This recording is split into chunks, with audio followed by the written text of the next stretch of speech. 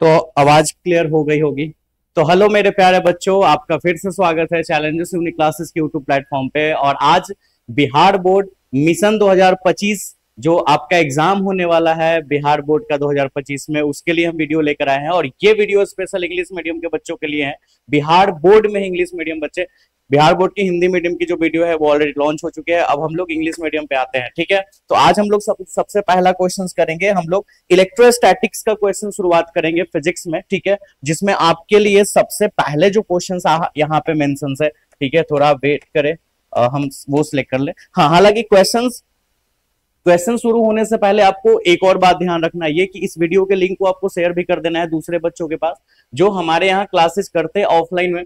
वो तो video already देखेंगे ही, इसके अलावा जो है वो दूसरे बच्चे के पास भी ये वीडियो जाए जो जिनका एग्जाम बेहतर अभी तैयारी नहीं हो पाया है, वो भी अपना एग्जाम तैयारी कर पाए, है ना। तो आपका सपोर्ट और प्यार मुझे चाहिए, तो आप इस लिंक को ना अपने स्टेटस में, इंस्टाग्राम और फेसबुक के स्टोरी में जरूर डाल दे, जिससे कि लोगों को भी प्रॉफिट मिले और आपके सर के चैनल का जो यूट्यूब चैनल है उसको भी प्रॉफिट मिल सके। तो क्वेश्चंस हम लोग शुरुआत करते हैं, ठीक है।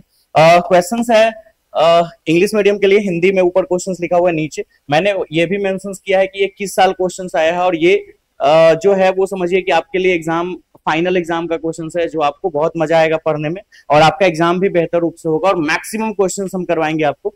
पहला क्वेश्चन है the coulomb force is, the coulomb force, coulomb force क्या है, ये चार ऑप्शन है। तो सबसे पहले तो ये आप जान लीजिए कि कूलम फोर्स जो होता है बाबू, ठीक है, उसको हम लोग इलेक्ट्रिक फोर्स भी कहते हैं। इलेक्ट्रिक फोर्स एक्चुअली में, इलेक्ट्रिक फोर्स यहाँ पे हम फोर्स लिख देते हैं, या फिर हम इसको एक और नाम दे सकते हैं, हम इसको इलेक्ट्रोस्टैटिक भी बोलते हैं, इलेक्ट्रोस्टैटिक फोर्स। तो इलेक्ट्रोस्टैटिक फोर्स या फिर इलेक्ट्रिक फोर्स भी बोल सकते हैं, उसी को कूलम फोर्स के नाम से जाना जाता है। एक्चुअली में इलेक्ट्रिक चार्ज का जो थ्योरी था ना, इलेक्ट्रिक चार्ज, उस इलेक्ट्रिक चार्ज से रिलेटेड एक फोर्स बना था जिसका नाम था इलेक्ट्रिक फोर्स। और उस इलेक्ट्रिक फोर्स को एक जो हमारे बहुत महान फिजिस्ट थे, उन्होंने ये थ्योरी दिया था इलेक्ट्रिक फोर्स से रिलेटेड। उन्होंने एक लॉ बनाया था, एक नियम बनाया था, जिनका नाम था Charles Augustin coulomb, CA coulomb के नाम से उनको जाना जाता था। इसीलिए, ठीक है, उनके सम्मान में उस विद्युत इलेक्ट्रिक फोर्स को कूलम फोर्स का भी नाम दिया गया, है ना। और इसीलिए चार्ज, इलेक्ट्रिक चार्ज का ऐसा यूनिट भी कूलम रखा गया है उन्हीं के सम्मान में, क्योंकि उन्होंने इलेक्ट्रिक फोर्स की थ्योरी दी थी। तो फिलहाल इस चार ऑप्शंस में तो एक बात क्लियर हो गया कि कूलम फोर्स का एक नाम इलेक्ट्रिक फोर्स है, तो ये इलेक्ट्रिक फोर्स तो है, ठीक है। दूसरा चीज, एक सेंट्रल फोर्स भी है। क्लास टाइम हमने आपको इसके एक्सप्लेन किया था, थ्योरी लंबा चला जाएगा, तो आप ये याद रखो कि कूलम फोर्स इलेक्ट्रिक फोर्स के साथ साथ एक सेंट्रल फोर्स भी है। तो यहाँ पे जो आंसर होगा बोथ ए एंड बी होगा, बोथ ए एंड बी, यानी दोनों ऑप्शन सही है, यानी कि यहाँ का क्वेश्चन का आंसर जो है वो सी होगा।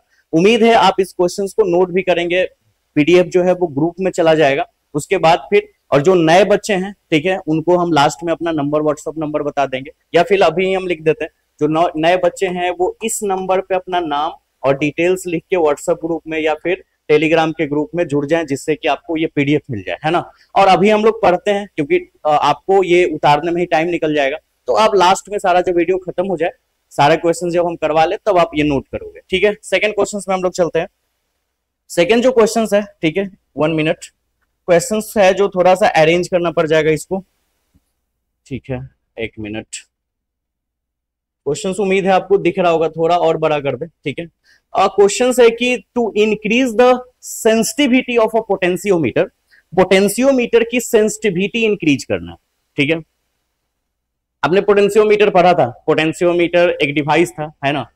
पोटेंशियोमीटर से हम लोग अननोन ईएमएफ और अननोन रेजिस्टेंस दोनों चीज पता कर सकते हैं। तो उसकी सेंसिटिविटी बढ़ाना कैसे हम बढ़ा पाएंगे, वो ज्यादा से ज्यादा मेजरमेंट कैसे कर पाएगा। तो देखो, जो पोटेंशियोमीटर होती है उसकी जो सेंसिटिविटी होती है, यहाँ पे हम आपका लिख रहे हैं डिटेल थोड़ा, सेंसिटिविटी वो इनवर्सली प्रोपोर्शनल होता है। किसके इनवर्सली प्रोपोर्शनल होता है? तो वेलोसिटी ग्रेडियंट के, सॉरी वेलोसिटी नहीं, 1 मिनट, पोटेंशियल ग्रेडियंट के, सॉरी पोटेंशियल ग्रेडियंट के इनवर्सली प्रोपोर्शनल होता है। और आपने क्या पढ़ा था potential gradient? DV upon DX, ठीक है। ऐसे ये माइनस में होता था, E equal to minus DV by DX, वो रिलेशन होता था। तो 1 बाई डीवी अपॉन डीएक्स, और इसको अगर हम ऊपर ले जाए और upon DX, sorry upon DV, और यहां पे सेंसिटिविटी लिख देते हैं, तब आपको ये समझ में आएगा बेहतर। यहां पे भी सेंसिटिविटी लिख देते हैं। अब जरा ये ध्यान दो कि ये एक लेंथ है, ठीक है, और ये अपनी पोटेंशियल है, इलेक्ट्रिक पोटेंशियल। तो सेंसिटिविटी और लेंथ में रिलेशन है डायरेक्टली प्रोपोर्शनल का, यानी सेंसिटिविटी कंप्लीटली जो है वो लेंथ के डायरेक्टली प्रोपोर्शनल होता है। यानी पोटेंशियोमीटर को बनाने में जो वायर यूज करते हैं हम, उस वायर की लेंथ अगर ज्यादा होगी तो डेफिनेटली उसकी सेंसिटिविटी भी ज्यादा होगी। ये इस थ्योरी के बेस पे पता चलता है। तो ये चार ऑप्शन में से आपका ये आंसर होगा, its length should be increase. इसकी लेंथ जो है वो ज्यादा होनी चाहिए, इसकी लेंथ बढ़नी चाहिए। फिलहाल करंट और क्रॉस सेक्शनल एरिया से कोई मतलब नहीं है। Answer its length should be increase. उम्मीद है आप जरूर समझ पाएंगे, है ना। चलो तो मजा आया। नेक्स्ट क्वेश्चन में हम लोग चलते हैं। क्वेश्चन 3 क्वेश्चन है, if the uniform electric field, uniform का मतलब तो आपको पता ही है ना, यूनिफॉर्म का मतलब एक समान। इलेक्ट्रिक फील्ड, एक इलेक्ट्रिक फील्ड है यूनिफॉर्म रूप में। यूनिफॉर्म मतलब उसके हर एक पॉइंट पे इलेक्ट्रिक इंटेंसिटी की वैल्यू सेम है ना। तो uniform electric field is present in the direction of x axis. मतलब यूनिफॉर्म इलेक्ट्रिक फील्ड जो है उसकी जो डायरेक्शन है वो एक्स एक्सिस की तरफ है। तो इक्विपोटेंशियल सरफेस क्या होगा, है ना। चलो थोड़ा समझाते हैं, इसको एक्सप्लेन करते हैं। देखो बहुत आराम से समझने का चीज है। पहले हम 3 एक्सिस बना ले। 3 एक्सिस बनाने के लिए क्वेश्चंस को थोड़ा सा छोटा करेंगे हम और जगह बनाएंगे, ठीक है। इसके बाद भी आपको दिखेगा। जैसे मान लो हमने एक एक्स एक्सिस बनाया, ठीक है, फिर हमने यहाँ पे वाई एक्सिस बनाया, थोड़ा सा लाइन टेढ़ा हो गया तो वाई एक्सिस, और फिर हम यहाँ पे ले लेते हैं जेड एक्सिस, ठीक है। अच्छा, इलेक्ट्रिक फील्ड की जो डायरेक्शन है वो इधर है, ठीक है, ई से रिप्रेजेंट करते थे। अब चलो बात करते हैं, कुछ और चीज समझाना पड़ेगा आपको। अगर आप एक कंडक्टर ले लो, कोई भी एक कंडक्टर ले लो, तो उस कंडक्टर का जो सरफेस होता है ना, कंडक्टर का सरफेस, उस सरफेस के परपेंडिकुलर में, परपेंडिकुलर दैट मींस 90 डिग्री पे, ठीक है, इलेक्ट्रिक फील्ड जनरेट होता है। इलेक्ट्रिक फील्ड की डायरेक्शन हमेशा सरफेस के परपेंडिकुलर। जैसे कि अगर ये सरफेस है तो ये सरफेस है ऐसे हॉरिजॉन्टल रूप में, तो इलेक्ट्रिक फील्ड की जो डायरेक्शन होगी वो इसके परपेंडिकुलर होगी, दैट मींस ये ऐसे ही होगी, ठीक है। तो ये इलेक्ट्रिक फील्ड की डायरेक्शन। तो अब हमेशा याद रखना है कि इलेक्ट्रिक फील्ड जिधर रहेगा, ठीक है, उसके पैरेलल में इक्विपोटेंशियल सरफेस होगा, सॉरी परपेंडिकुलर में। मतलब अगर ये इलेक्ट्रिक फील्ड की डायरेक्शन है तो इसके परपेंडिकुलर में एक ऐसे लाइन लेंगे और ये इक्विपोटेंशियल सरफेस बनेगा।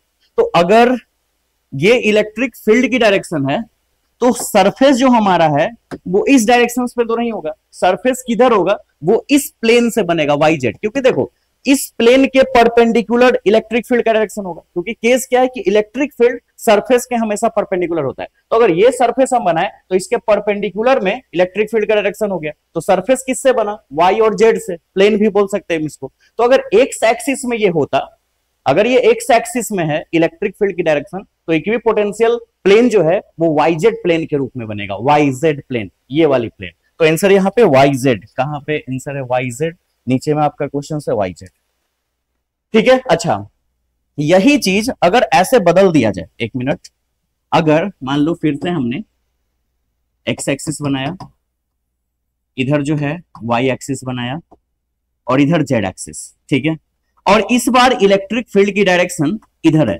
वाई एक्सिस की तरफ। तो उम्मीद है आप मजा आ रहा होगा आपको, आपके चेहरे पे स्माइल भी आ गया होगा कि आपको आंसर पता चल गया होगा कि अब कौन सा प्लेन बनेगा। क्योंकि अगर ये इलेक्ट्रिक फील्ड की डायरेक्शन है तो ये किसके परपेंडिकुलर है, इस प्लेन के परपेंडिकुलर है। कलर चेंज करके करते हैं, ये यानी एक्स जेड प्लेन या फिर जेड एक्स बोल सकते हैं। इसी तरह फिर अगर जेड एक्सिस में इलेक्ट्रिक फील्ड होता तो फिर ये वाली प्लेन बन जाता एक्स वाई, लेकिन यहां पे जो आंसर है वो वाई जेड होगा। तो किसी भी डायरेक्शन में इलेक्ट्रिक फील्ड हो, चाहे वो एक्स एक्सिस में हो, वाई एक्सिस, जेड एक्सिस, आप शायद कहीं भी कर सकते हैं। उम्मीद है आप समझ पाए होंगे। अच्छा, एक काम करते हैं, आपका ग्रुप में तो जाएगा ही पीडीएफ, ठीक है। एक और काम करते हैं, आप मोबाइल में स्क्रीनशॉट भी ले सकते हो, ठीक है। एक काम करो, यहां से आप स्क्रीनशॉट लो। यार मुझे भी तो ले ही लो ना, मुझे भी स्क्रीनशॉट। तो पहले आप इसका स्क्रीनशॉट ले लो। स्क्रीनशॉट लेने तो आता ही होगा, है ना, तुम लोग मोबाइल में तो माहिर हो गए। चलो सेकंड ले लिए होगे, प्रॉब्लम हो तो पॉज करके, वीडियो पॉज करके ले लेना है स्क्रीनशॉट। चलो सेकंड इसका ले लो स्क्रीनशॉट। ऐसे पीडीएफ अगर लेट भी हुआ तो कोई प्रॉब्लम नहीं है, आप फिर फोटो से देख के लिख दोगे, है ना। इसका भी ले लियो। तीसरा ये ले लो स्क्रीनशॉट इसका, ठीक है, उम्मीद है जब भी प्रॉब्लम हो, अगर हम जल्दी से इसको भगा दे पेज को, तो आप वीडियो पॉज करके और तब स्क्रीनशॉट ले सकते हो। ये ले लो, ठीक है। अब चलते हैं नेक्स्ट क्वेश्चंस में। क्वेश्चन है कि विद्युत आवेश, सॉरी इंग्लिश में पढ़ना है, the quantum of electric charge is in ईएसयू unit. देखो क्वांटम ऑफ इलेक्ट्रिक चार्ज, अगर आप इलेक्ट्रॉन की बात करो तो उसकी मैग्नीट्यूड कितनी होती है, चार्ज कितनी होती है, चार्ज की मैग्नीट्यूड तो 1.6 into 10 to the power -19 coulomb. हालांकि माइनस में होता है, यहां माइनस लगता है क्योंकि इलेक्ट्रॉन पे नेगेटिव चार्ज होता है, लेकिन हम उसके कैरेक्टर पे बात ना करके अभी सिर्फ उसके मैग्नीट्यूड पे बात करते हैं। तो 1.6 into 10 to the power -19 coulomb. अब क्या कह रहा है ना कि आवेश का quantum ESU, the quantum of electric charge is in ESU. ESU unit पहले समझते हैं। जैसे चार्ज की, इलेक्ट्रिक चार्ज पूरा नाम इलेक्ट्रिक चार्ज है, अभी हम शॉर्ट में चार्ज लिख रहे हैं। चार्ज की जो एसआई यूनिट है ना बाबू, वो है कूलम। कूलम जिसको हम लोग कैपिटल सी से रिप्रेजेंट करते हैं। लेकिन इसकी जो सीजीएस यूनिट होती है, चार्ज की जो सीजीएस यूनिट होती है, ठीक है, वो होती है स्टैट कूलम। स्टैट कूलम, ठीक है, स्टैट कूलम, थोड़ा छोटा कर ले इसको, स्टैट कूलम, जिसको हम लोग, ठीक है, ईएसयू का भी नाम देते हैं, हम ईएसयू भी बोल सकते हैं। ईएसयू का फुल फॉर्म होता है इलेक्ट्रोस्टैटिक यूनिट। इलेक्ट्रोस्टैटिक यूनिट, ठीक है। तो ये चार्ज की एसआई यूनिट है कूलम, चार्ज की सीजीएस यूनिट है स्टैट कूलम, जिसको ईएसयू यानी इलेक्ट्रोस्टैटिक यूनिट भी बोलते हैं। तो इसी ईएसयू में आपको इलेक्ट्रिक चार्ज का क्वांटम चाहिए, ठीक है। तो क्वांटम जो होता है वो होता है ये 4.78 इंटू 10 टू द पावर -10, ये इसकी क्वांटम वैल्यू होती है, ठीक है। ये आपको याद रखना है 4.78 इंटू 10 टू द पावर -10, ठीक है। आगे बढ़ते हैं, आप स्क्रीनशॉट ले सकते हैं, ठीक है। नेक्स्ट क्वेश्चन 4 हो गया, क्वेश्चन नंबर 5, ठीक है, एक मिनट। अब ये भी आप नोटिस करते जाना, हर क्वेश्चंस में मैंने वो ये भी लिख दिया कि किस ईयर में वो क्वेश्चंस पूछा हुआ है। 2010 और 2011 दोनों में क्वेश्चंस पूछा हुआ है, रेड कलर से मैंने मेंशन किया है, ठीक है। The static electric field, the static electric field, ठीक है। स्टैटिक का मतलब होता है स्थिर, रुका हुआ, स्थिर इलेक्ट्रिक फील्ड है, यानी स्टैटिक फील्ड की वैल्यू बदल नहीं रही है, इलेक्ट्रिक फील्ड स्टैटिक रूप में है। तो इनमें से कौन सा ऑप्शन सही होगा, ठीक है। ऐसे दोबारा ये क्वेश्चन यहां लिखा गया है। ऑप्शन है conservative, non conservative, somewhere conservative and somewhere non conservative, none of this. तो स्टैटिक इलेक्ट्रिक फील्ड जो होता है वो हमेशा कंजर्वेटिव होता है। कंजर्वेटिव को हिंदी में संरक्षी बोलते हैं।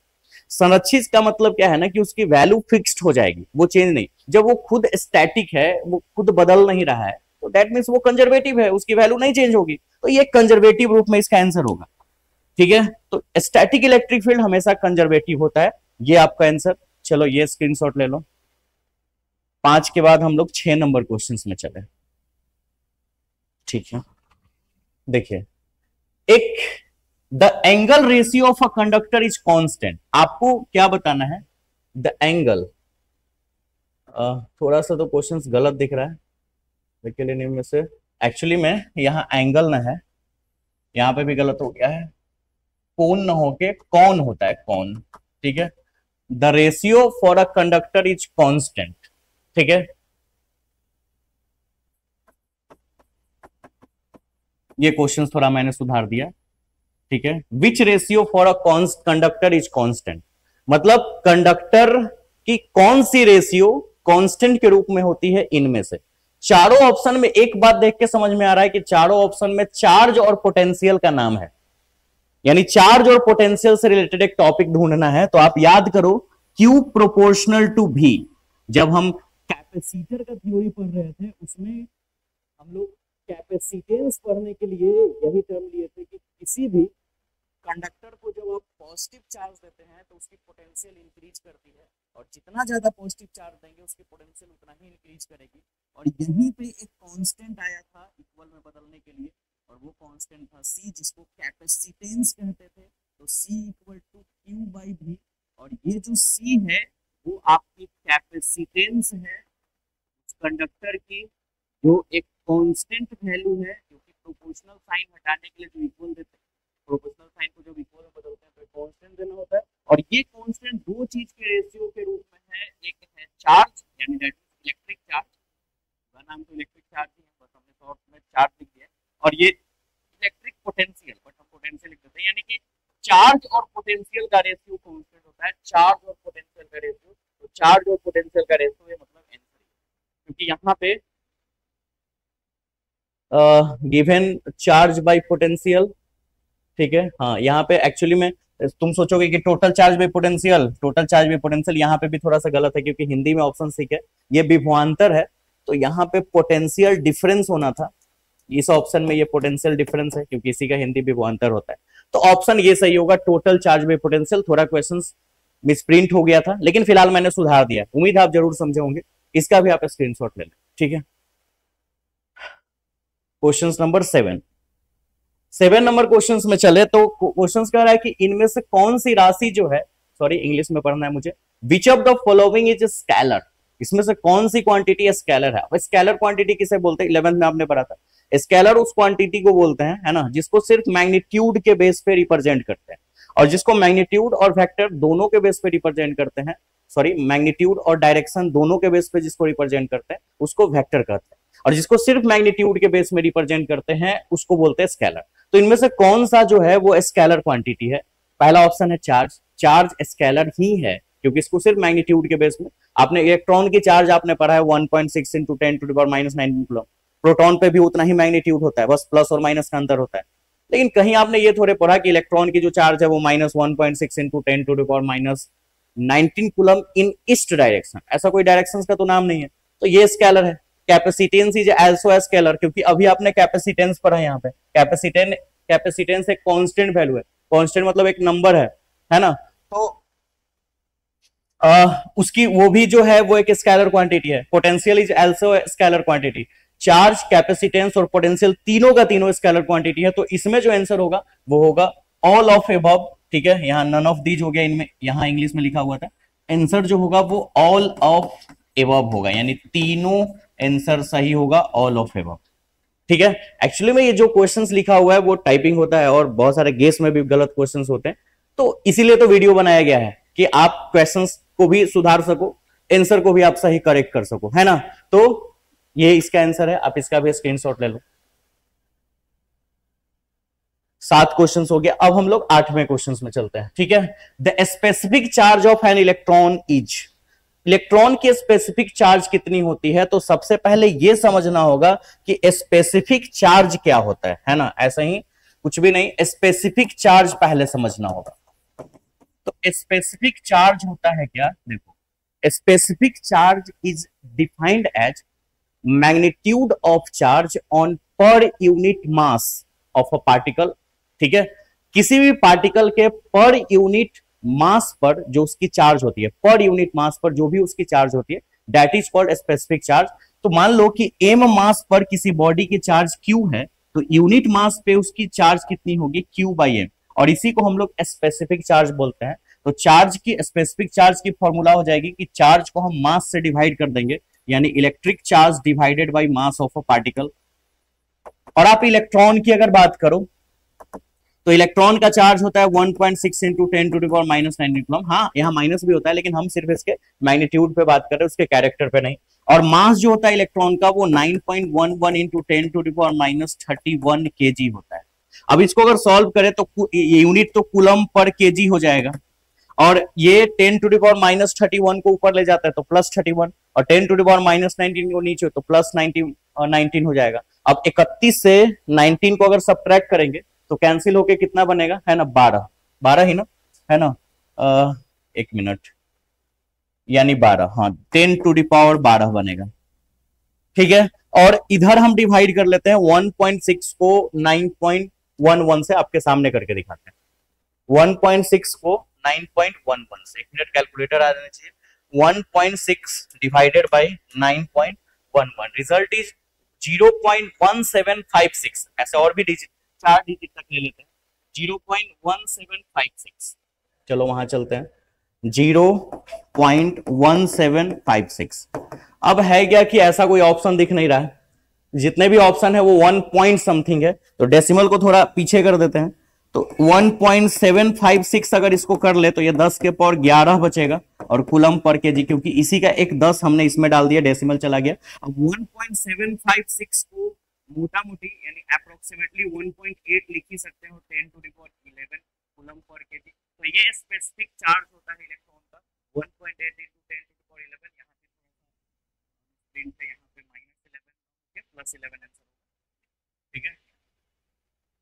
1.8 into 10 to the power 11 coulomb per KG आपके सामने हमने निकाल के दिखाया आपको। अच्छा, अगर आपको प्रोटॉन के स्पेसिफिक चार्ज चाहिए होती तो प्रोटॉन पे जो चार्ज था तो इतना ही चार्ज होता है और उसके मास से उसको डिवाइड करेंगे, लेकिन प्रोटॉन की जो मास होती है, मास ऑफ प्रोटॉन, वो होती है 1.673 into 10 to the power -27 kg। तो ये वैल्यू डाल देना है वहां पर और फिर डिवाइड कर लेना है, जो रिजल्ट आपका आ जाए, ठीक है। हाँ, एक और बात, लेकिन अगर मान लीजिए कि अगर आपको न्यूट्रॉन का पूछना है, न्यूट्रॉन का, तो न्यूट्रॉन का मास, ठीक है, न्यूट्रॉन का मास होता है 1.675 into 10 to the power -27 kg, same ही होता है लगभग, बस 1.673 की जगह 1.675, 3 और 5 का अंतर है, यानी 0.002 का अंतर आया है ना।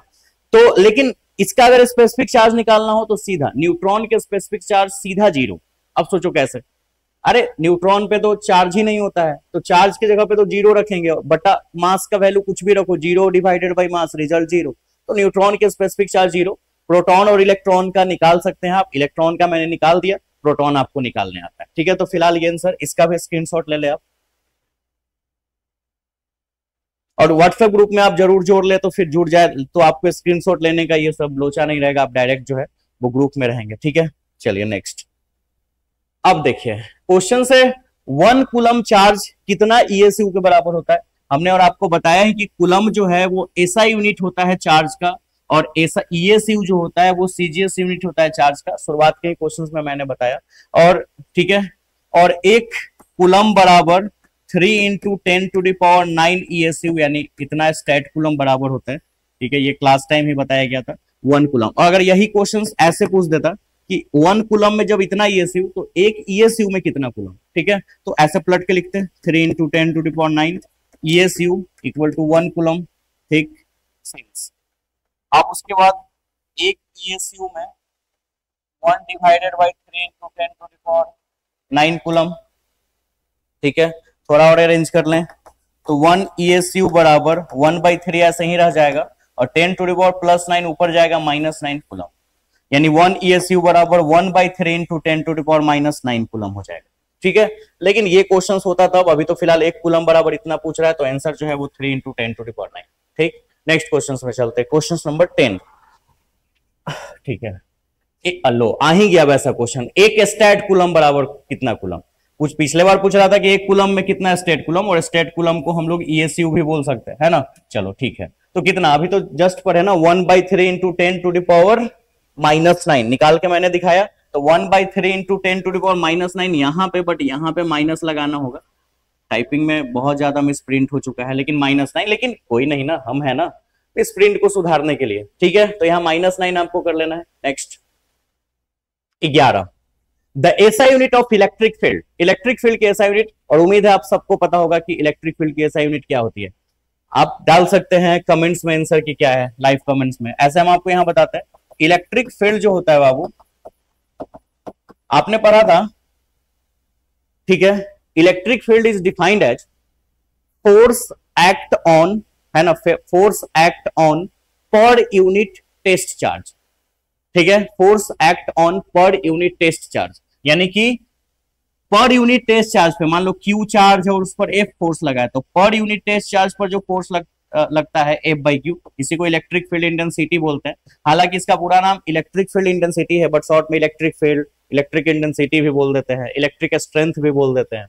तो ये हो गई force by test charge. Force की यूनिट होती है न्यूटन, चार्ज का coulomb, that means newton per coulomb, but इसकी एक और यूनिट होती है वोल्ट पर मीटर भी होती है। कैसे, ये तो आपको समझ में आया, न्यूटन पर कूलम इस डिफिनेशन के अकॉर्डिंग। एक इलेक्ट्रिक फील्ड, ठीक है, इलेक्ट्रिक फील्ड और पोटेंशियल के बीच में रिलेशन है E बराबर -dV/dx। अभी कुछ देर पहले इसको पोटेंशियल ग्रेडियंट पढ़ते हैं, जब हम पोटेंशियोमीटर की सेंसिटिविटी पढ़े थे प्रीवियस क्वेश्चंस में, तो हमने ऐसा टॉपिक लिखा था। तो इलेक्ट्रिक फील्ड या इलेक्ट्रिक फील्ड इंटेंसिटी और पोटेंशियल ग्रेडियंट यानी पोटेंशियल में रिलेशन है E बराबर माइनस dV बाई dx, और इस फॉर्मूला के बेस पे ये पोटेंशियल है तो इसकी यूनिट वोल्ट, और ये एक लेंथ है तो इसकी यूनिट मीटर, तो हम इसको वोल्ट पर मीटर के रूप में भी डिफाइन करते हैं। तो इसीलिए यहाँ पे दोनों यूनिट पॉसिबल है, न्यूटन पर कूलम भी, वोल्ट पर मीटर भी। मतलब ये आंसर भी सही होगा, ये आंसर भी। तो ऑप्शन देना चाहिए था बोथ बी एंड डी, लेकिन ऐसा ऑप्शन नहीं है, ठीक है, बाय मिस्टेक। वैसे गेस से ही ये निकाला हुआ क्वेश्चन है, तो वो क्वेश्चन टाइपिंग गलत किया होगा, लेकिन ये दोनों आंसर सही है, ठीक है। चलो नेक्स्ट क्वेश्चन में चले। 12 number, if the charge on the sphere is 10 microcoulomb, if the charge on the sphere is 10 microcoulomb, मतलब एक स्फेयर है जिसपे चार्ज है Q 10 माइक्रोकूलम, और माइक्रो का मतलब होता है 10 टू द पावर माइनस 6। आपने पढ़ा है, प्रीफिक्स पढ़ा था 11th क्लास में, है ना। तो बहुत सारे आपने पढ़ा था, डेका, हेक्टा, है ना, Deka, hecto, kilo, mega, giga, ये सब बहुत सारा, डेसी, सेंटी, मिली, माइक्रो, ये सब। तो ये प्रीफिक्स, तो जहां माइक्रो का मतलब होता है 10 टू द पावर माइनस 6, तो ये 10 to the power minus 5 coulomb हो गया, ठीक है। सी को थोड़ा कैपिटल लिखना है क्योंकि कूलम को कैपिटल लेटर सी से ही रिप्रेजेंट करता है। तो यहाँ पे अब सॉल्यूशन इसकी हमको करना चाहिए, ठीक है, साइड में, क्योंकि एक जगह है थोड़ा सा, तो इसको हम अरेंज कर लें, ठीक है। यहाँ पे रखते, शायद आपको दिख ही रहा होगा, इतना छोटा भी। आंख तो तुम लोगों का उल्लू वाला है, बहुत तेज, शार्प, बगुला वाला भी। अब देखो, ये चार्ज जो है वो है 10 to the power minus 5 coulomb. उसके बाद कह रहा है कि उसके there is an electric flux on its surface, इसके सरफेस पे इलेक्ट्रिक फ्लक्स क्या होगा, और फ्लक्स को हम साई से या फाई ई से सूचित करते थे, इंडिकेट, और इसी को आपको निकालना है। आपने गॉस के थ्योरम के अकॉर्डिंग फ्लक्स पढ़ा था 1 by epsilon not into total charge, but यहाँ पे चार्ज जो है टोटल क्या है, एक ही चार्ज ही है, तो सिर्फ क्यू ही लिख देते हैं। और 1 एप्सिलॉन नॉट का वैल्यू 8.85 गुने 10 के पावर माइनस 12। आपको पता था कि एप्सिलॉन नॉट जो होता था वो परमिटिविटी होता है, permittivity of free space, free space की परमिटिविटी, ठीक है, क्या, फ्री स्पेस की परमिटिविटी, जिसकी वैल्यू होती है 8.85 into 10 to the power minus 12, ठीक है, फैराड पर मीटर, फैराड पर मीटर होता है, बट यूनिट हम यहां नहीं लिख रहे हैं। और चार्ज जो है वो 10 टू द पावर माइनस 5। अगर सॉल्व करें तो कितना रिजल्ट बचेगा, ठीक है, 10 टू द पावर 7 माइनस 5 में से माइनस 12 घटेगा, तो ये प्लस 12 हो जाएगा, और रिजल्ट बचेगा 10 टू द पावर 7। 1 को डिवाइडेड करते हैं 8.85 से, तो 1 डिवाइडेड बाई 8.85, रिजल्ट इज 0.11299, 0.11299। हालांकि इसके आगे भी है, बट हमने इतना वैल्यू लिख दिया। अरेंजमेंट थोड़ा कर लें, ठीक है, समझ लो बात ना, डेसिमल्स को थोड़ा आगे पीछे करते हैं, लेकिन चलो पहले ये सोचते हैं कि ऑप्शन ऐसा मैच कर रहा है कि नहीं, थोड़ा बहुत। तो ऑप्शन नहीं मैच कर रहा है, क्योंकि जितने भी चारों ऑप्शन आपको दिखाई दे रहे हैं उसमें 36 पाई लिखा है, और उसके बाद 10 के पावर 4, 10 के पावर माइनस 4, तो कहीं 10 के पावर 6, तो कहीं 10 के पावर माइनस 6, 36 पाई। अब 36 पाई का क्या ख्याल है, 36 पाई में तो आएगा नहीं, तो एक काम करते हैं, सब में 36 पाई है, 36 पाई का मतलब ढूंढ लेते हैं। 36 और पाई का वैल्यू होता है 3.14, तो 36 में 3.14 से मल्टीप्लाई करते हैं, ठीक है, 36 में मल्टीप्लाई करते हैं 3.14 से, आप रिजल्ट देखो 113.04, 113.04, ठीक, 113.04। तो अगर हम इसको भी थोड़ा अरेंज करें, ये 113 है, ये 0.11 है, डेसिमल को यहां भगा देते हैं, तो इसका 3 जीरो इसमें अगर डाल दे तो 112 हो जाएगा, और 0.99 हो जाएगा, ठीक है। और उसके बाद 10 के पावर यहां बच जाएगा 4, और अब आप ये देखो कि ये 113.04 आया, 112.99 है, तो लगभग जो है वो वैल्यू बराबर ही है, तो हम इसको मोटा मोटी 112.99, 113.04, तो मोटा मोटी हम इसको 36 पाई लिख ही सकते हैं। तो ऐसे भी कभी कभी ऑप्शन आपको मैच करवाना होगा, 10 टू द पावर 4, है ना, और इसका यूनिट होता है न्यूटन मीटर स्क्वायर पर कूलम। पर कूलम को ऐसे भी लिख सकते थे, स्लैश का साइन हटा के, ठीक है, या फिर हम इसकी यूनिट वोल्ट मीटर भी लिख सकते हैं, वोल्ट मीटर। तो ये आपका आंसर हो गया 36 पाई गुना 10 के पावर 4 न्यूटन मीटर स्क्वायर पर कूलम या फिर वोल्ट मीटर। तो ऑप्शन आपके सामने है ये, ठीक है। चलो ये एक न्यूमेरिकल क्वेश्चन था। 12 के बाद क्वेश्चन नंबर 13 में चलते हैं। 2013 की क्वेश्चन है, the SI unit of electric dipole moment. Electric dipole moment, सबसे पहले इलेक्ट्रिक डाइपोल समझते हैं। आपको पता तो है ही, लेकिन फिर भी हम लोग एक बार समझेंगे। अब इलेक्ट्रिक डाइपोल जो है बाबू, दो इक्वल मैग्नीट्यूड का दो अनलाइक चार्जेस होना चाहिए। मैग्नीट्यूड सेम, चार्जेस मतलब एक पे अगर 2 कूलम का चार्ज है तो दूसरे पे भी 2 कूलम का ही चार्ज, लेकिन अलग अलग अनलाइक होना चाहिए, एक माइनस में एक प्लस में, ठीक है। 2 माइक्रो कूलम और एक -2 कूलम, और दोनों के बीच की डिस्टेंस बहुत ही कम हो। और पूरा डिटेल तो क्लास में हम लोग पढ़े, तो अभी तो ऑब्जेक्टिव कर रहे हैं। और इसके बीच के डिस्टेंस को हम लोग इसके बीच के डिस्टेंस को ए या फिर 2l से रिप्रेजेंट करते थे। टॉपिक आपको याद आया गया होगा। अब इसमें इलेक्ट्रिक डाइपोल मोमेंट क्या है वो समझो। इलेक्ट्रिक डाइपोल मोमेंट क्या है, तो इलेक्ट्रिक डाइपोल मोमेंट को P से रिप्रेजेंट करते हैं, और ये एक वेक्टर क्वांटिटी है। तो इन दोनों में से, दोनों चार्ज में से कोई एक चार्ज की मैग्नीट्यूड ले लो, क्योंकि दोनों के चार्ज तो सेम ही है, तो Q, और बीच के डिस्टेंस को मल्टीप्लाई कर दो, तो बीच का डिस्टेंस A लो या 2a लिख दो, कुछ भी लिख दो। तो ये होती है इलेक्ट्रिक डाइपोल मोमेंट। अब सोचो इसकी यूनिट क्या होगी, तो यूनिट सीधा बात है, ये चार्ज है, इसकी यूनिट कूलम, और ये एक लेंथ है, तो लेंथ की यूनिट मीटर, तो कूलम मीटर। यूनिट इसकी हो गई कूलम मीटर। अब देखो कूलम मीटर कहाँ है, newton metre, coulomb metre, coulomb none of this, तो कूलम मीटर, ठीक है। Next question number 14, the permittivity of vacuum. Vacuum की परमिटिविटी क्या होती है, तो अभी जस्ट हमने ये जो न्यूमेरिकल्स बनाया, तो परमिटिविटी ऑफ फ्री स्पेस या वैक्यूम भी लिख सकते हैं, इसकी वैल्यू हमने यहां पे लिखा था। तो यहां पे क्वेश्चंस भी आ गया, जिसको हम लोग एप्सिलॉन नॉट से रिप्रेजेंट करते हैं।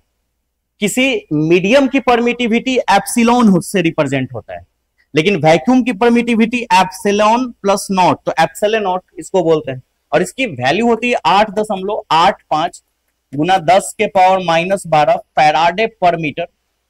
कोई बहुत सारे लोग फैराड पर मीटर भी प्रोनाउंसिएशन करते हैं, और कोई फैराडे पर मीटर भी बोलता है, तो कोई भी आप बोल सकते हो। 8.85 गुना 10 के पावर -12 फैराडे पर मीटर। हालांकि ये ऑप्शन तो मैच कर रहा है, लेकिन यहाँ कैपिटल F होना चाहिए हर जगह। फैराडे का जो यूनिट होता है वो कैपिटल F के रूप में इसको सिंबल रिप्रेजेंट करते हैं। फिलहाल आंसर यहाँ डालना था मुझे, यहाँ सही लिखा हुआ है इंग्लिश में, ठीक है। नेक्स्ट क्वेश्चन 15 नंबर क्वेश्चन है कि the intensity of the electric field at a point on surface of a charged conductor. The intensity of electric field, electric field की जो इंटेंसिटी है, इलेक्ट्रिक फील्ड इंटेंसिटी जो है वो किसी point, at a point on the surface of charge conductor, ठीक है। समझो question, intensity of an electric field, मतलब ये थोड़ा कलर चेंज करके लिखते हैं। Intensity of an electric field कहां पे भाई, तो एट अ पॉइंट, एक पॉइंट पे। कहां का पॉइंट, तो ऑन द सरफेस, सरफेस के एक पॉइंट पे, ठीक है। किसके सरफेस के, तो चार्ज कंडक्टर, मतलब एक चार्ज कंडक्टर के सरफेस के किसी पॉइंट पर इलेक्ट्रिक फील्ड इंटेंसिटी क्या होता है। एक चार्ज कंडक्टर के सरफेस के किसी पॉइंट पर इलेक्ट्रिक इंटेंसिटी क्या होता है, या फिर इंटेंसिटी ऑफ इलेक्ट्रिक फील्ड बोल सकते हैं। ऑप्शन है 0, perpendicular to the surface, surface पता नहीं क्या लिख दिया है, और ये है 45 degree on the surface at, ठीक है, 0 degree, 45 degree on the surface at 0। पता नहीं ये दोनों ऑप्शन गलत लग रहा है, लेकिन फिलहाल मेरे अंदाज से अब समझाते हैं। हमने जब एक शुरुआत में ही क्वेश्चंस किया था, कहां पे, ये वाली याद है, एक्स जेड और वाई जेड प्लेन वाला इक्विपोटेंशियल सरफेस के बारे में आपने बोला था कि सरफेस के हमेशा परपेंडिकुलर में होता है इलेक्ट्रिक फील्ड का डायरेक्शन। सीधा बात है, परपेंडिकुलर होता है, सरफेस के हमेशा परपेंडिकुलर होता है, और यही अपना आंसर होगा, ठीक है। क्वेश्चन नंबर हम लोग कौन सा कर रहे थे, एक मिनट, ये, ठीक है। तो ये ई, तो ये perpendicular to the surface, surface के परपेंडिकुलर होता है, हो गया आंसर, है ना। दम ही नहीं है क्वेश्चंस में, और तुम लोग तो रिजल्ट इस बार तुम लोग का 80% से ऊपर तो मार्क्स आना ही आना है।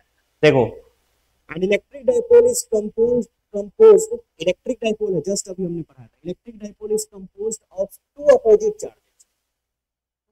Charges whose magnitude is +3.2 into 10 to the power -19 coulomb और -3.2 into 10 to the power -19, यानी दो अपोजिट चार्ज, कितना 19 कूलम और -3.2 into 10 to the power -19 coulomb, दो चार्ज से ये बना हुआ है। इसके बीच की distance and the distance between them, इसके बीच की जो डिस्टेंस है जिसको ए या 12 जो लिखना चाहो ए ही लिख दो, ठीक है, एक मिनट, ए या फिर 12 ए लिखो या फिर 12 लिखो, डिस्टेंस कितना 2.4 इंटू 10⁻⁻10 मीटर। तो आप electric moment of electric dipole बताएं, ठीक है। तो अभी तो जस्ट आपने फॉर्मूला पढ़ा था according to questions, P equal to Q into A या फिर 12 लिख लो जो लिखना है। क्यू की वैल्यू है, एक कोई चार्ज ले लो 3 इंटू 10⁻⁻19 कूलम, और 12 का डिस्टेंस जो दिया हुआ है वो है 2.4 इंटू 10⁻⁻10, -19 और -10 -29 हो जाएगा, है ना। और 3.2 में अगर 2.4 मल्टीप्लाई कर दे, 3.2 में 4.2, 3.2 इंटू 4.2 यही है ना, 3.2 क्वेश्चंस में 3.2 और 2.4 है, सॉरी 2.4, 2.4, तो रिजल्ट हो जाएगा 2.4, यहां डालना था 2.4, तो रिजल्ट 7.68, 7.68, तो 7.68 इंटू 10⁻⁻29, और यूनिट तो अभी आपने पढ़ा था, ये चार्ज है, ये लेंथ है, तो कूलम मीटर, कूलम मीटर, हालांकि ऑप्शन गलत दिख सकता है, 7.68 इंटू 10⁻⁻29 होना चाहिए, 27 लिखा हुआ है, तो ये आंसर सही होगा, ठीक है। उम्मीद है समझ पाए होंगे, बहुत आसान क्वेश्चन, अरे होना ही आपका इस बार रिजल्ट पक्का जाना 80% से ऊपर, ठीक है। चलो देखो आगे, बस आप लगे रहो, मुझे भी सपोर्ट चाहिए आपका। एन इलेक्ट्रिक डाइपोल, एक electric dipole with moment P, एक इलेक्ट्रिक डाइपोल है जिसकी मोमेंट है P, placed in an electric field, एक इलेक्ट्रिक फील्ड में रखा हुआ है, ठीक है, क्या में रखा हुआ है, इलेक्ट्रिक फील्ड में, मैग्नीट्यूड E, इसकी मैग्नीट्यूड E है, इलेक्ट्रिक फील्ड की मैग्नीट्यूड E, मतलब एक इलेक्ट्रिक फील्ड E है, और इसमें एक डाइपोल को रखा हुआ है, -q और +q से जो बनता है ना, डाइपोल को रखा हुआ है, और इसकी डाइपोल मोमेंट P है। Will result in a logical reaction, actually में लॉजिकल रिएक्शन नहीं, ये टॉर्क होगा, टॉर्क, टॉर्क, या फिर हम इसको मोमेंट ऑफ फोर्स भी बोलते हैं, मोमेंट ऑफ फोर्स। तो टॉर्क या मोमेंट ऑफ फोर्स क्या होगा, तो आपने टॉर्क की फॉर्मूला पढ़ी थी, यहां पे आपका एक डेरिवेशन निकाला गया था, बट वो डेरिवेशंस नहीं करेंगे, फिर वो 2-5 नंबर का क्वेश्चन हो जाएगा, और वो था vector P cross vector E, यानी डाइपोल मोमेंट और इलेक्ट्रिक फील्ड का क्रॉस प्रोडक्ट और मोड के रूप में।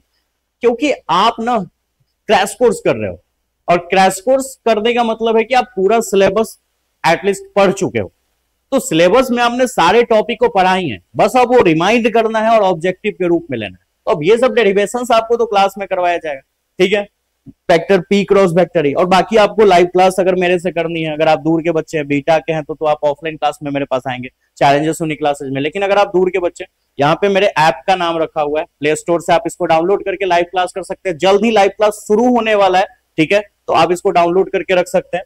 तो ये vector P cross E mode के रूप में या फिर विदाउट मोड भी लिखा होता है, लेकिन मोड लिखना ज्यादा बेहतर है, ऑप्शन में नहीं होता है, तो ये आंसर रहेगा vector P cross vector E, यहाँ क्रॉस छूट गया है, मोड भी होना चाहिए, बट मोड ऑप्शंस में नहीं हो तो कोई बात नहीं, तो ये answer vector P cross vector E, ठीक है। नेक्स्ट, इसको हम ऐसे भी तोड़ सकते थे, एक्चुअली एक और बात बताते थे, P sine theta into n cap, लेकिन मोड के कारण से हम सिर्फ इसको P साइन थीटा भी लिख सकते हैं, ठीक है।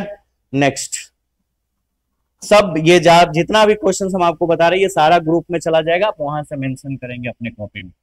अ चार्ज्ड हॉलो स्फेरिकल, एक चार्ज्ड हॉलो स्फेरिकल है, यानी स्फेयर है जो अंदर से खाली है और चार्ज्ड है ये, ठीक है, has a mind of electric intensity, इसकी इलेक्ट्रिक इंटेंसिटी कितनी होगी, इलेक्ट्रिक इंटेंसिटी, ठीक है, किसी आवेशित खोखले गोलाकार चालक के भीतर, यहां पे थोड़ा गलत है क्वेश्चन, अ चार्ज्ड हॉलो स्फेरिकल कंडक्टर, ठीक है, हैज अ इलेक्ट्रिक इंटेंसिटी,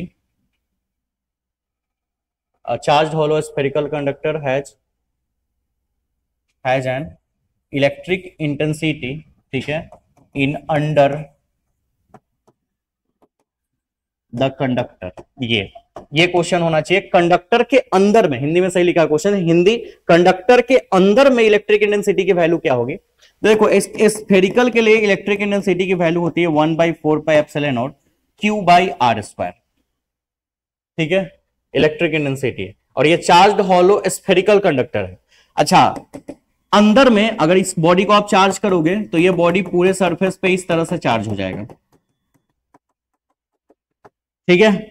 तो अंदर में इलेक्ट्रिक फील्ड इंटेंसिटी क्या होगा, तो अंदर में तो चार्ज होगा ना, इसके सरफेस पे चार्ज फैला हुआ है, तो जिसके कारण से यहां की Q की वैल्यू 0 हो जाएगी, इसलिए इलेक्ट्रिक इंटेंसिटी की वैल्यू 0 होगी।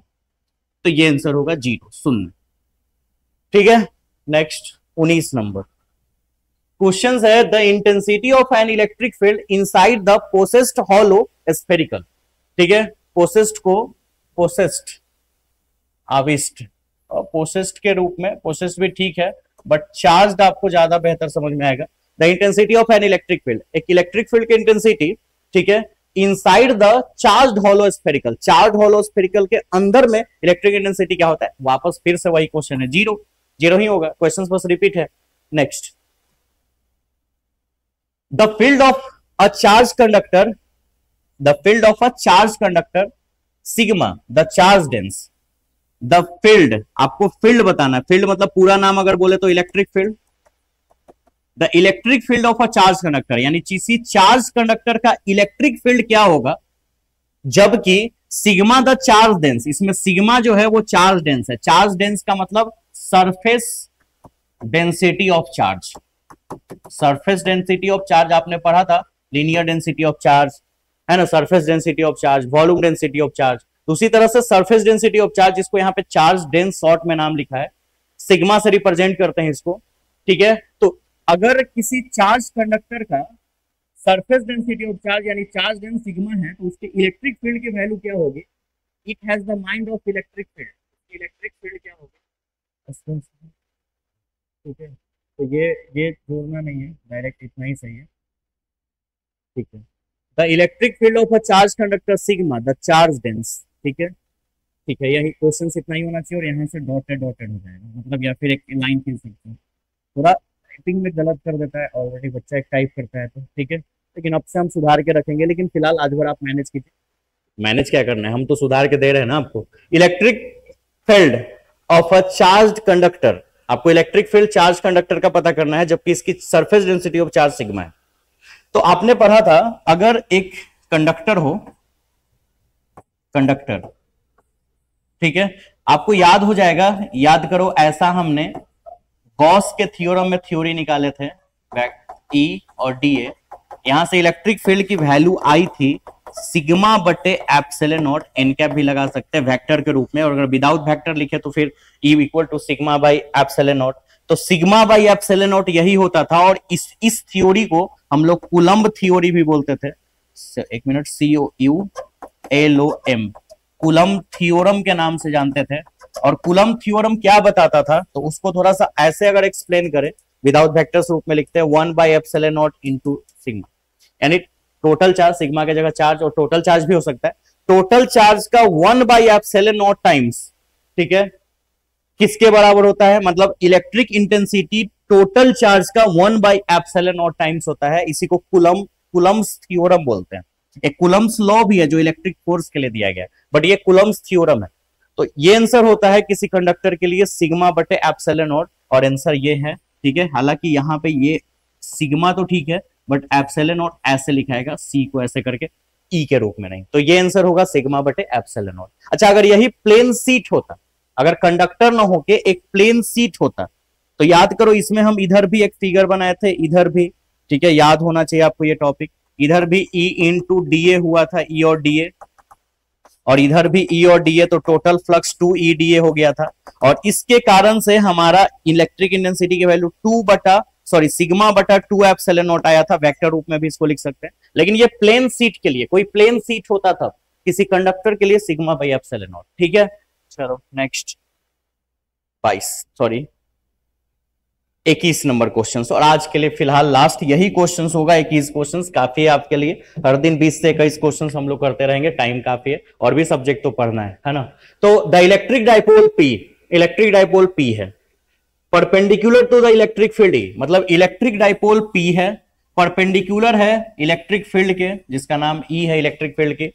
The static energy of a dipole in this case assuming 0, इस केस में हम डाइपोल का जो एंगल है, ठीक है, the static energy of the dipole in this case assuming zero value is the static energy of the dipole in the position of theta angle between E and P. ठीक है, मतलब क्या कर रहा है क्वेश्चंस, क्या कर रहा है कि इलेक्ट्रिक डाइपोल पी है, इलेक्ट्रिक फील्ड ई है, आपको पोटेंशियल एनर्जी पता करना है। पोटेंशियल एनर्जी को हम लोग स्टैटिक एनर्जी भी बोल सकते हैं। तो पोटेंशियल एनर्जी या स्टैटिक एनर्जी निकालिए अगर वहां पे एंगल जो है, ठीक है, वो थीटा के रूप में रखा जाता है या फिर मैक्सिमम रखा जाता है। ठीक है, तो क्या होगा, एक मिनट देखो, आपने टॉर्क की फॉर्मूला पढ़ी थी, क्रॉस पी क्रॉस ई। आपने वर्क की फॉर्मूला पढ़ी थी वहीं पे, जब हम किसी इलेक्ट्रिक डाइपोल को यूनिफॉर्म इलेक्ट्रिक फील्ड में रख के रोटेट करवाते थे तो टॉर्क कितना होता था, ये क्वेश्चंस आपने पढ़ा। वर्क की जो रिजल्ट होती थी वो होती थी क्या होती थी, P into 1 minus cos theta. ठीक है, और जो पोटेंशियल एनर्जी होती थी, पोटेंशियल एनर्जी की वैल्यू वो होती थी minus P cos theta, minus क्या, पी कॉस थीटा। ठीक है, अच्छा यहाँ पे एंगल को जीरो एज्यूम करने के लिए कहा है, लेकिन क्वेश्चन से लगता है पूरा कंप्लीटली गलत है। Electric dipole P, perpendicular electric field E, the static energy of the dipole in this case assuming zero value is the static energy of the dipole in the position of theta angle between. ठीक है, question ही थोड़ा उठपटा type का लिख दिया है, actually में question ऐसा होना चाहिए था, static energy of the dipole in this case assuming zero, zero value zero,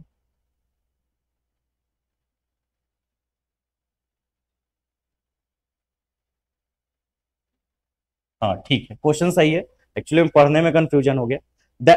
मतलब क्या है कि इलेक्ट्रिक डाइपोल पी है, इलेक्ट्रिक फील्ड ई के परपेंडिकुलर में। उसके बाद क्या कह रहा है कि आपको स्टैटिक एनर्जी का वैल्यू निकालना है, अगर ई और पी के बीच का जो एंगल थीटा है उसको एज्यूम कर लेना है जीरो। मतलब एक इलेक्ट्रिक डाइपोल है पी, इलेक्ट्रिक फील्ड ई है, तो इन दोनों के बीच में आपको पोटेंशियल एनर्जी या फिर स्टैटिक एनर्जी निकालिए।